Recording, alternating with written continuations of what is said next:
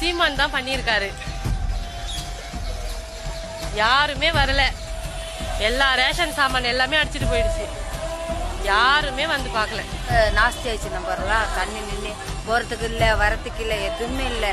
5வது தெருவில் எதுவும் யாரும் வரல. இப்போ இங்கே தான் கொஞ்சம் கிடைச்சிச்சு. கொடுத்தாரு. எங்களுக்கு வந்து மழை வந்து யாரும் வந்து பார்க்கல, கொல்லல, ஒரு டீ வாங்கி கொடுக்கல, ஒரு பால் பாக்கெட் கொடுக்கல, பெட்டு போச்சு, வாஷிங் மிஷின் போச்சு, ஃப்ரிட்ஜ் போச்சு, எல்லாமே போயிடுச்சு. கட்ட கந்த கூட எல்லாரும் நம்ம அழுக்கா நிக்கிறோம். இப்ப இந்த கட்சிக்காரர் வந்தாவது இந்த உதவி செஞ்சாரு எங்களுக்கு.